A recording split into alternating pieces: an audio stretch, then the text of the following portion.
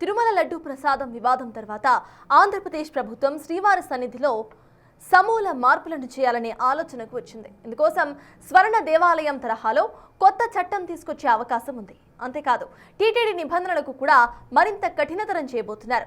కూటమి ప్రభుత్వ హయాంలో తిరుమలలో ఊహించని మార్పులు వస్తాయనే చర్చ సైతం స్టార్ట్ అయింది. శ్రీవారి సన్నిధిలో ఏపీ సర్కార్ అసలు ఏం చేయబోతోంది?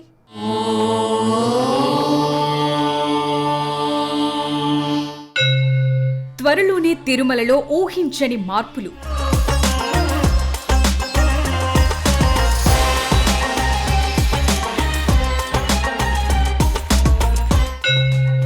మరింత కఠినంగా మారనున్న టీటీడీ రూల్స్.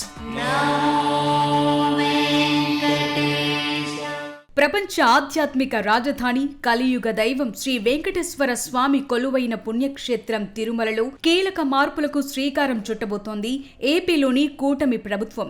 ఇప్పటికే తిరుమల లడ్డు ప్రసాదం విషయంలో తలెత్తిన వివాదం, భక్తుల మనోభావాలు దెబ్బతిన్న క్రమంలో ఆంధ్రప్రదేశ్ ప్రభుత్వం టీటీడీ పాలనా వ్యవస్థల్లోనూ నిబంధనల్లోనూ సమూల మార్పులు చేయబోతోంది. అపవిత్రతకు ఏమాత్రం తావు లేకుండా, రాజకీయ జోక్యం లేకుండా శ్రీనివాసుడి సన్నిధిని ఓ ఆధ్యాత్మిక కేంద్రంగా మాత్రమే కొనసాగించేలా సరికొత్త చట్టాన్ని తీసుకొచ్చే దిశగా అడుగులు పడుతున్నాయి. ఈ క్రమంలోనే ఏపీ ప్రభుత్వం కీలక నిర్ణయాలు తీసుకునేందుకు సిద్ధమవుతోంది. తిరుమలలోనూ స్వర్ణ దేవాలయం తరహా చట్టాన్ని తీసుకొచ్చే ఆలోచనలో ఏపీ ప్రభుత్వం ఉంది. ఈ చట్టం ద్వారా తప్పు చేసిన వారిపై క్రిమినల్ చర్యలు తీసుకునే అవకాశం ఉంది. ముఖ్యమంత్రి చంద్రబాబు కూడా స్వర్ణ దేవాలయం చట్టాన్ని వెంటనే అధ్యయనం చేయాలని అధికారులను ఆదేశించారు. మరోవైపు టీటీడీ నిబంధనలను కూడా మరింత కఠినతరం చేయాలని ప్రభుత్వం నిర్ణయించింది.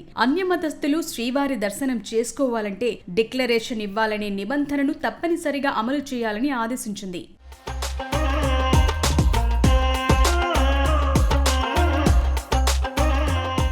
ప్రస్తుతం టీటీడీ వ్యవహారాలన్నీ 1987 నాటి ఆంధ్రప్రదేశ్ హిందూ ధార్మిక సంస్థల చట్టం పరిధిలో కొనసాగుతున్నాయి. అయితే అమృత్సర్లోని గోల్డెన్ టెంపుల్ నిర్వహణ కోసం ఉన్న స్వయం ప్రతిపత్తి కలిగిన చట్టాన్ని ప్రభుత్వం అధ్యయనం చేస్తోంది. టీటీడీని ప్రభుత్వ విభాగంగా కాకుండా పూర్తి స్వయం ప్రతిపత్తి ఉన్న సంస్థగా మార్చేందుకు అడుగులు పడుతున్నాయి. దేవాలయ నిధులు, ఆస్తులు, పాలనా నిర్ణయాలు, ప్రభుత్వ జోక్యాన్ని తగ్గించి హిందూ ధర్మంపై అవగాహన ఉన్న ప్రముఖులకి పగ్గాలు అప్పగించే ఆలోచన చేస్తున్నారు. ఇక శ్రీవారి లడ్డూ ప్రసాదానికి వాడిన నెయ్యిలో కల్తీ జరిగిన వ్యవహారం తీవ్ర విమర్శలకు దారితీసింది. దాంతో కల్తీకి అడ్డుకట్ట వేసేలా నెయ్యితో పాటు ఇతర ముడి పదార్థాల సేకరణలో ప్రభుత్వం నిబంధనలను కఠినతరం చేయబోతోంది. తిరుమల కొండపైనే అత్యాధునిక సౌకర్యాలతో ఫుడ్ ల్యాబ్ ఏర్పాటు చేసే ఆలోచనతో ఉంది ప్రభుత్వం. భక్తులకు సురక్షితమైన, నాణ్యత కలిగిన ప్రసాదాలు, ఆహారాన్ని అందించేందుకు ముడి పదార్థాలను పరిశీలించేందుకు వీలుగా ఈ ల్యాబ్ ను ఏర్పాటు చేస్తున్నారు. దీనికోసం food safety and standards authority of India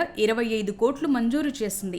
అత్యాధునిక పరికరాలు, యంత్రాలతో సిద్ధం చేస్తున్న ఈ ల్యాబ్ మార్చిలో అందుబాటులోకి వస్తుంది. స్వామివారి ప్రసాదాల తయారీకి ఉపయోగించే నెయ్యితో పాటు అన్ని రకాల ముడి సరుకులు, ప్రసాదాల నాణ్యతను ఇందులోనే పరీక్షిస్తారు. ఇప్పటికే ల్యాబ్ ఏర్పాటు పనులు 90% దాకా పూర్తయ్యాయి. ఆహార పదార్థాలు, ప్రసాదాల్లో 200 రకాల పురుగు మందుల అవశేషాలను గుర్తించే సామర్థ్యం కలిగిన యంత్రాలు ఈ ల్యాబ్ లో ఏర్పాటు చేయనున్నారు.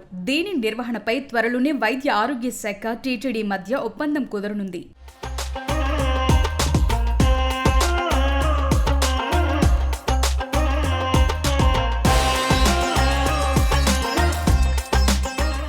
తిరుమల పవిత్రతను కాపాడే క్రమంలో సిబ్బంది విషయంలోనూ ప్రభుత్వం కీలక నిర్ణయాలు తీసుకుంటోంది. టీటీడీలో పనిచేస్తున్న అన్యమతస్థులను ఇతర ప్రభుత్వ శాఖలకు బదిలీ చేయడం, వీఆర్ఎస్ కల్పించే ప్రక్రియ ఇప్పటికే మొదలైంది. ఇక విధుల్లో నిర్లక్ష్యం వహించే సిబ్బందిపై వేటు వేసేందుకు కొత్త నిబంధనలు అమల్లోకి రానున్నాయి.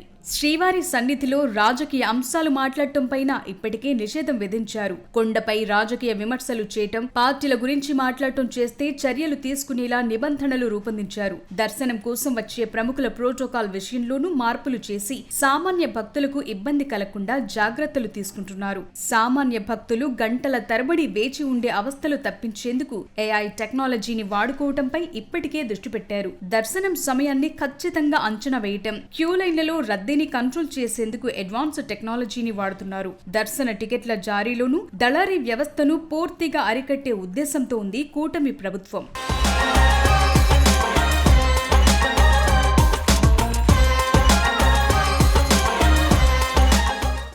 ఏపీ ప్రభుత్వం తీసుకుంటున్న నిర్ణయాలు, తేవాలి అనుకుంటున్న మార్పులు తిరుమల ప్రతిష్టని మళ్లీ అంతర్జాతీయ స్థాయిలో నిలబెట్టే ప్రయత్నంగా కనిపిస్తున్నాయి.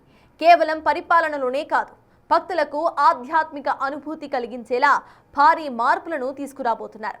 స్వర్ణ దేవాలయం లాంటి చట్టం అమల్లోకి వస్తే తిరుమల కొండపై ఎలాంటి మార్పులు కనిపిస్తాయి? ఏ చిన్న తప్పు చేసి దొరికినా కఠిన చర్యలు ఉంటాయా? స్వర్ణ దేవాలయం చట్టంలో అసలేముంది?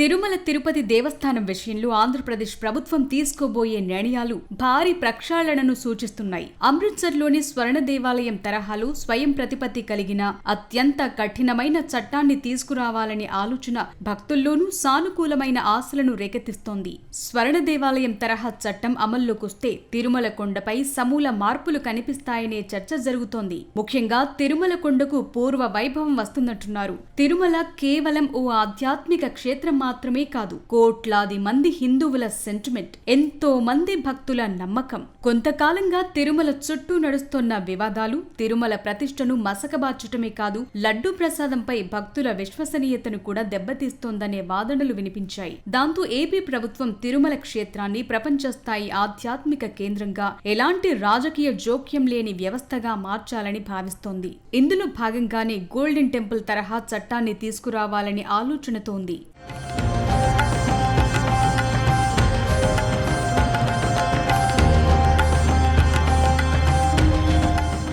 అమృత్సర్లోని స్వర్ణ దేవాలయాన్ని నిర్వహించే శిరోమణి గురుద్వారా ప్రబంధన కమిటీ 1925 సిక్కు గురుద్వారాల చట్టం ద్వారా నడుస్తుంది. దీని ప్రకారం గోల్డెన్ టెంపుల్ పూర్తి స్వయం ప్రతిపత్తితో ఉంటుంది. ప్రభుత్వం కానీ రాజకీయ నాయకుల ప్రమేయం కానీ ఉండదు. భక్తుల ద్వారా ఎన్నుకోబడిన ప్రతినిధులే ఆలయ నిర్వహణను చూస్తారు. దేవాలయం లోపల ఏ విధమైన లౌకిక రాజకీయ కార్యకలాపాలకు తావుండదు. మతపరమైన నిబద్ధత మాత్రమే కనిపిస్తుంది. అక్కడ సేవకు ప్రాధాన్యత ఉంటుంది. స్వర్ణ దేవాలయంలో పనిచేసేవారు ఉద్యోగులుగా కాకుండా సేవకులుగా భావిస్తారు.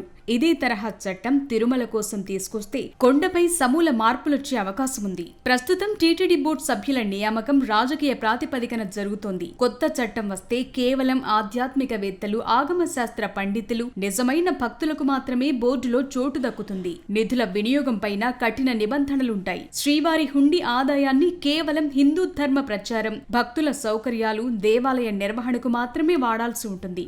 ఇతర ప్రయోజనాల కోసం ఒక్క రూపాయి కూడా మళ్లించడానికి వీలుండదు. వీటికి మించి అత్యున్నత స్థాయి భద్రత, క్రమశిక్షణ కనిపిస్తాయి. స్వర్ణ దేవాలయంలో ఏ చిన్న తప్పు జరిగినా శిక్ష చాలా కఠినంగా ఉంటుంది. తిరుమలలోనూ భక్తులకు అసౌకర్యం కలిగించినా, అవినీతికి పాల్పడినా తక్షణమే కఠిన చర్యలు తీసుకునే యంత్రాంగం అమల్లోకొస్తుంది. క్రిమినల్ చర్యలు తీసుకునే అవకాశాలు ఎక్కువగా ఉంటాయి.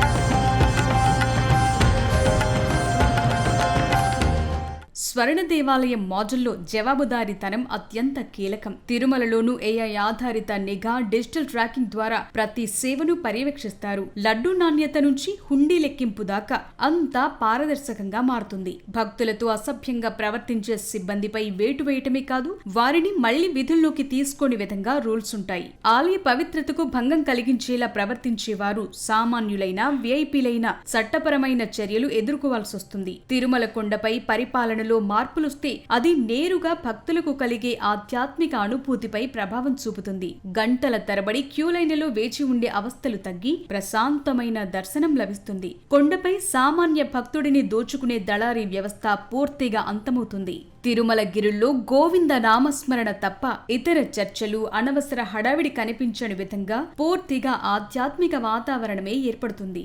భక్తులు కూడా కేవలం భక్తి మార్గంలోనే ఈ వ్యవస్థ నడవాలని ఎప్పటి నుంచో కోరుకుంటున్నారు. కూటమి ప్రభుత్వం తీసుకురావాలనుకుంటున్న ఈ మార్పులు కొండపై అమల్లోకొస్తే తిరుమల మళ్లీ కలియుగ వైకుంఠంగా పూర్వ వైభవాన్ని సంతరించుకుంటుంది.